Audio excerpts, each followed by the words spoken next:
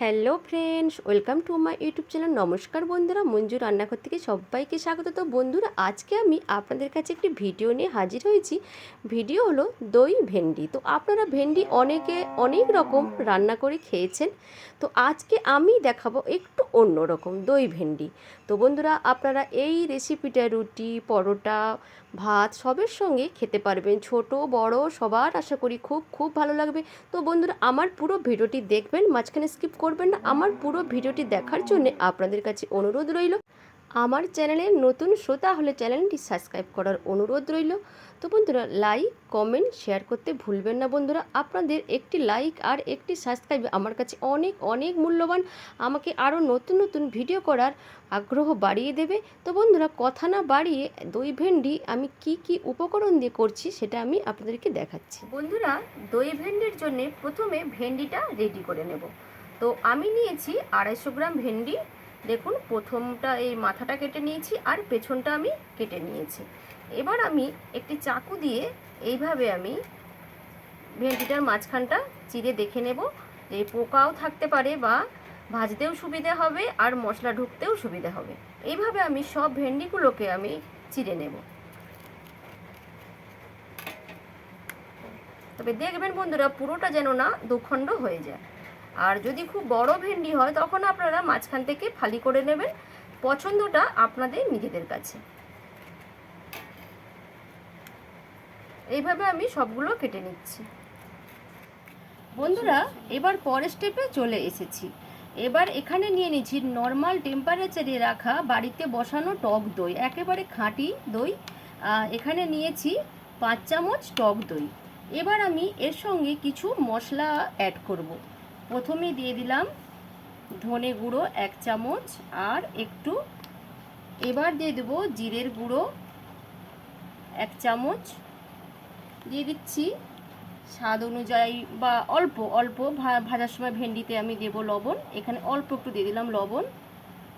আর দিয়ে দেব 1 চামচ হলুদের গুঁড়ো। এবার দিয়ে দিচ্ছি হাফ চামচ রেড চিলি, মানে কাশ্মীরি মির্চি। আর তো বন্ধুরা, সরি বন্ধুরা, একটু পোকা একটা পড়ে গিয়েছিলো, পোকাটা আমি তুলে দিয়েছি। এবার আমি দিয়ে দেব গরম মশলা, ভাজা মশলা আমি দিয়ে দিচ্ছি। আমার তো ভাজা মশলার ভিডিও তো আমার চ্যানেলে ছাড়া আছে, সেগুলো আপনারা দেখে নিতে পারেন যে আমি কি উপকরণ দিয়ে ভাজা মশলাটা বানাই। এবার আমি সব উপকরণগুলোকে ভালো করে দইয়ের সঙ্গে ফেটিয়ে নিয়ে সাইডে সরিয়ে রেখে দিয়ে পরের স্টেপে চলে যাব। বন্ধুরা, কড়াই বসিয়ে দিয়েছি, দিয়ে দিচ্ছি খানিকটা রিফাইন অয়েল। তেলটা গরম হয়ে গেছে। এবার কেটে রাখা ভেন্ডিগুলো এর মধ্যে আমি দিয়ে দেবো। এবং বন্ধুরা, বলে দিচ্ছি, ভেন্ডি যখন আপনারা গোটা গোটা ধোবেন, ধুয়ে নেওয়ার পর কিন্তু ভালো করে শুকনো কাপড় দিয়ে ভেন্ডির গাগুলো ভালো করে মুছে দেবেন।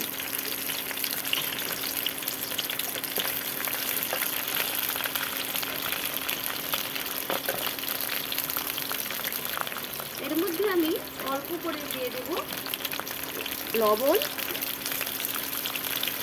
দইতে দিয়েছিলাম, এখানেও ভাজার সময় আমি দিয়ে দিচ্ছি অল্প করে লবণ। এবার দিয়ে দেবো অল্প একটু হলুদ। এবার ভালো করে ভেজে নেব।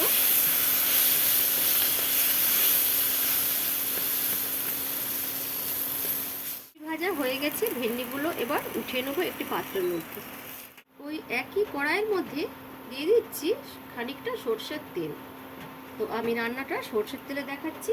ভেন্ডিটা ভেজেছিলাম সাদা তেলে, এবার তরকারিটা করব সরষের তেলে। আপনারা যদি মনে করেন তো সাদা তেলেও করতে পারেন। এবার এর মধ্যে দিয়ে দেব একটি শুকনো লঙ্কা আর একটি তেজপাতা, দারচিনি আর গোটা সাদা জিরে।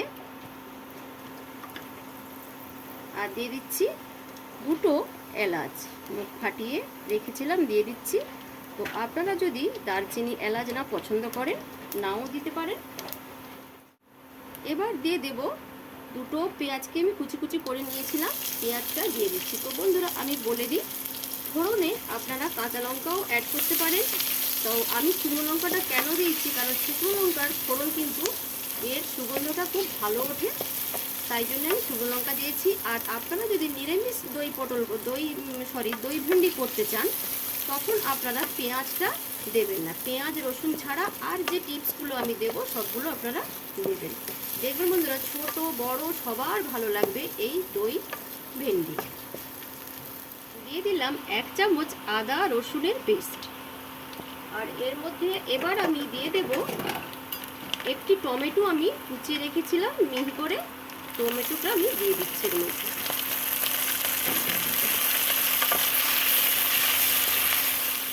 এবার আমি দিয়ে দিচ্ছি অল্প একটু লবণ, কারণ ভেন্ডি ভাজাতেও লবণ দেওয়া আছে আর টক দইতেও লবণ দেওয়া আছে।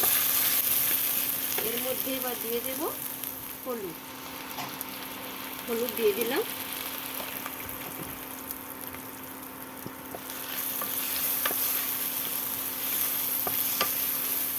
দিয়ে দেব অল্প একটু লঙ্কা গুঁড়ো আর দিয়ে দিচ্ছি অল্প একটু সামান্য জল, যাতে মশলাটা না পুড়ে যায়।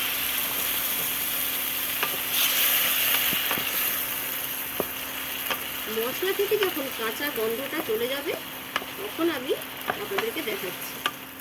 এবার দিয়ে দেবো ফেটিয়ে রাখা দই, টক দই।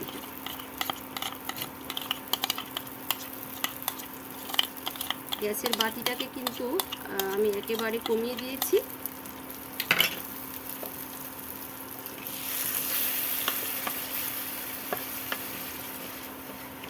বন্ধুরা বাটিটা ধুয়ে অল্প একটু দিয়ে দিলাম জল।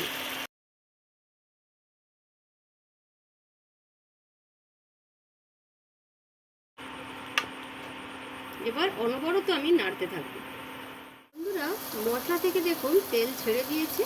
এবার আমি ভেজে রাখা ভেন্ডিগুলো এর মধ্যে দিয়ে দিলাম।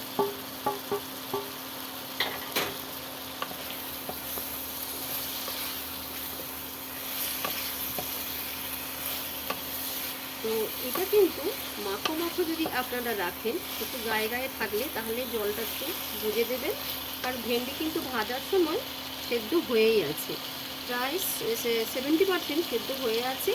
জলটা বুঝে দেবেন। আর যদি বলেন যে শুকনো শুকনো রাখবো তাহলে সেই জন্য জলটা দেবেন। তো আমি দিচ্ছি এই মাপে এই বাটিটার এক বাটি জল দিয়ে একটু ঢাকা দিয়ে দেব।